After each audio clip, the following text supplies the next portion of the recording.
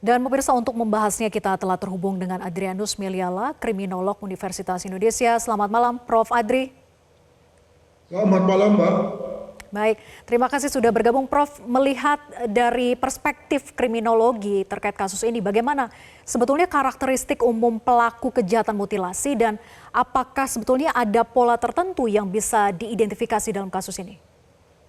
Dalam berbagai kasus mutilasi di Indonesia, maka semua pelakunya itu normal. Dalam arti tidak ada indikasi gangguan jiwa atau abnormalitas lainnya. Dengan kata lain, memilih melakukan mutilasi itu dengan pertimbangan rasional, yakni untuk menghilangkan melepaskan diri dari tanggung jawab hukum. Nah, ada dua pilihan dalam hal ini, apakah merusak korban, menghilangkan korban, atau pelaku yang melarikan diri. Nah, ada saja pelaku yang memilih untuk merusak korban, menghilangkan korban, begitu ya, sehingga dia bisa tenang-tenang saja, bisa menjalankan kehidupan sehari-hari. Nah, itulah yang kemudian menjadi motivasi dari mengapa dilakukan mutilasi.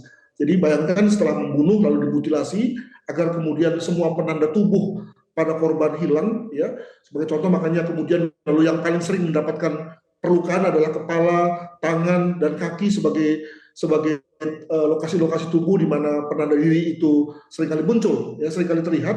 Tapi juga jangan lupa bahwa kadang-kadang di tubuh kita ada tato, bekas koreng, atau ada marker yang lain yang kemudian bisa membuat orang tahu bahwa korban adalah si A atau si B, begitu. Nah, tampaknya pada diri pelaku ini, nah ini juga memang mengindikasikan bahwa tidak ada kejahatan yang sempurna, ya.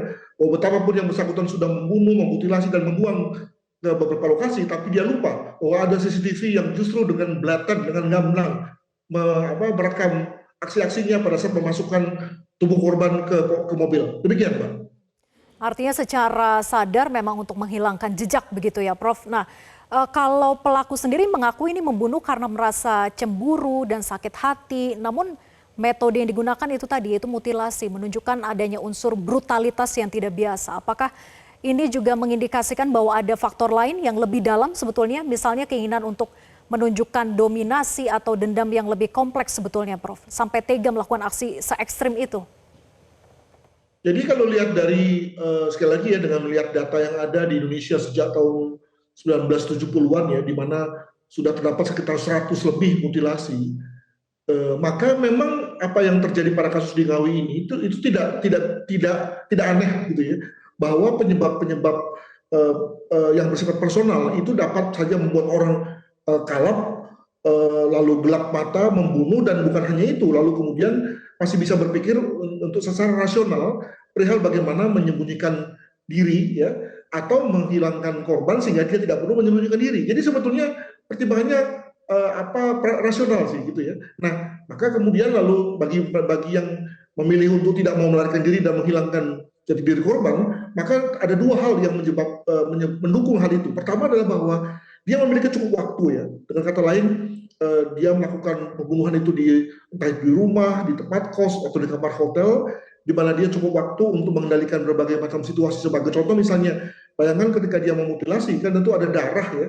Ada darah yang berceceran yang harus segera dia bersihkan, dia buang ke pembuangan air agar kemudian orang tidak curiga. Yang kedua adalah bahwa dia harus yakin dengan lokasinya, karena bayangkan memutilasi itu kan tidak gampang, ya. Ini memang ceritanya jadi nggak enak nih, tapi memutilasi memang tidaklah gampang, apalagi bagi orang-orang yang tidak mengerti biologi, ya, tidak pernah terlatih untuk menggunakan pisau misalnya, maka itu tidak mudah. Maka dia butuh waktu untuk memutilasinya, lalu memasukkannya ke dalam koper, ya, dengan tenang, ya, tanpa ada bergidik sama sekali, gitu ya.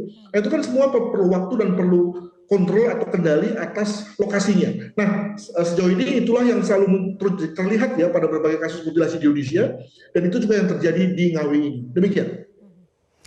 Ya, dan dalam kasus ini, Prof, korban kemudian memiliki riwayat pernikahan yang cukup dinamis. Apakah ada pola tertentu sebetulnya dalam kejahatan mutilasi yang menunjukkan bahwa korban dengan latar belakang sosial tertentu lebih rentan menjadi sasaran? Bagaimana sebetulnya aspek ini seharusnya disikapi oleh masyarakat kemudian juga aparat hukum? Wah, itu tentu saja sudah amat bervariasi, ya, dan nggak bisa disimpulkan, ya. Sekali lagi, data memperlihatkan bahwa kasus mutilasi yang pada dasarnya adalah kasus pembunuhan itu bisa terjadi pada siapa saja, pelakunya juga bisa terjadi pada siapa saja, motifnya bisa macam-macam. Namun tadi bahwa semua pelakunya itu sebetulnya sampai pada satu kesimpulan bahwa dengan dia menghilangkan jejak korban, menghilangkan siapa korban, maka dia bisa go free ya, santai pergi dan bisa menjalankan bisnis as usual. Nah, maka memang pada banyak-banyak kasus mutilasi itu umumnya waktu tertangkapnya lebih lama. Ya, bayangkan kesulitan kita sebagai polisi dan juga masyarakat untuk mengetahui kok di sini ada kepala, di sana ada kaki, di sana ada jenazah begitu ya. Untuk menggabungkannya saja itu tentu butuh waktu. Nah, menariknya adalah bahwa pada kasus ini pelaku dapat diketemukan dalam waktu 1 hari saja. Ini mengindikasikan pelakunya ini memang ada cerobohnya nih ya. Dan saya kira tadi bahwa dalam hal ini CCTV menjadi amat membantu ya dalam rangka kecepatan kepolisian untuk bisa mendapatkan kembali si pelaku tersebut. Begitu. Ya, memang dari CCTV juga kemudian terlihat kalau ini kita bisa saksikan bersama bahwa ada satu orang lagi ternyata di teras hotel itu begitu ya, yang menyaksikan saat pelaku memasukkan koper merah itu ke dalam mobil. Dan apakah memang ini biasa dilakukan ketika kasus mutilasi bahwa ada peran orang lain, keterlibatan orang lain yang membantu dalam proses ini, Prof? Nah, ini menarik nih. Memang dari berbagai data yang ada selama ini, itu semuanya pelaku tunggal. Ya, jadi si pelaku ini membunuh, memutilasi, lalu kemudian membuang jasad korban, itu semua sendiri. Pernah terjadi di jalan jalan tol menuju ke Banten itu ditemukan kasus 2 orang. 1 orang mengemudi, 1 orang lagi membuang tubuh korban di beberapa tempat untuk membuat polisi susah ya mengumpulkan kembali. Tapi selebihnya adalah 1 orang. Jadi memang dalam hal ini ketika ada 2 orang yang terlibat, berarti memang di antara kedua ini memang terdapat satu kepercayaan yang luar biasa, satu hubungan yang bonding yang luar biasa, yang kemudian membuat keduanya mau terlibat dalam kejadian seperti ini, tidak pidana seperti ini yang tentu saja menuntut pertanggungjawaban pidana yang serius gitu ya. Jadi mungkin di antara kedua ini memang sahabatan atau mungkin saudara, nggak tahu ya juga ya. Tapi yang jelas bahwa pasti keduanya memang memiliki bonding yang luar biasa. Begitu. Baik, kita tunggu saja hasil penyidikannya karena peran 1 orang tadi lagi gitu ya, MAM ini juga sudah diamankan oleh pihak aparat kepolisian. Kita tunggu apa perannya dalam kasus ini. Terima kasih Prof. Adri sudah bergabung bersama kami. Selamat malam. Jelajahi cara baru mendapatkan informasi. Download Metro TV Extend sekarang.